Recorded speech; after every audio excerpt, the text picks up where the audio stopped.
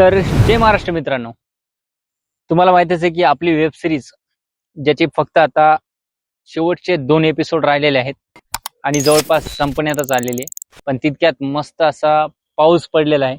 पण आपल्या web series मध्ये आणखीही उन्हाळा सुरू आहे.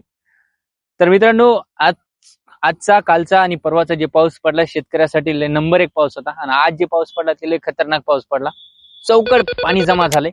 तर ह्या पाण्याला बघून नाही का एक मस्त अशी आयडिया आली. असं विचार आला की तर बऱ्याचपैकी समजा पाणी तर झालंय, तर ह्या पावसामध्येच आपण झाडे लावायला पाहिजे. काय वाटतंय तुम्हाला? झाडे लावायला पाहिजे का नाही? कमेंट करून सांगा. आणि कोणते लावायला पाहिजे ते पण कमेंट करा. आणि कोणाकोण मदत होत असेल झाडाची तेवढी पण करून टाका. तसं तर आम्ही लावणारच आहे, नाही मदत भेटली तरी. कारण हे बघा, हे समोरचं हे झाड आहे का, ते स्वतः मी लावलेलं आहे. म्हणजे जे माजी सरपंच आहेत सध्या त्यांच्यासोबत मिळून लावला होता. त्या टिकलंय, आणखी काय मोठा झाला नाही. त्याला कुंपण केलंय सरांनी. तर आपला विचार आहे, आपल्याकडं ग्राउंड तर मोठा आहे, आपण याच्यात जे बी 9-10 झाडं होतील ते लावायचा प्रयत्न करू, है का नाही मित्रांनो? हे बघा, हे लाल मातीचं ग्राउंड आहे. आज एवढा मोठा पाऊस पडला की टोटल लाल माती वाहून इकडे आली. बघू शकता तुम्ही हे. कारण तिथं थोडस नाही का अशी नाली पाहिजे होती, ती नाही, त्याच्यामुळे माती वाहून चालली मित्रांनो.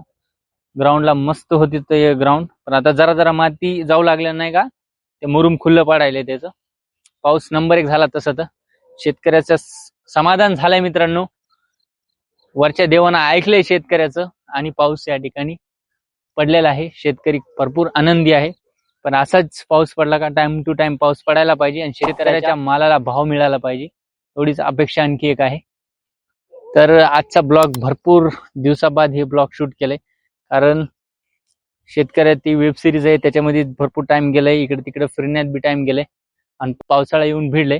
कारण पावसाळा सुरू, दरवर्षी पावसाळा सुरू होण्याच्या अगोदर मी झाडं आणून ठेवत असतो, पण ह्या वर्षी झालं नाही. चला ठीक आहे, काय नाही, लांबलंय, पाऊस बी लांबला होता.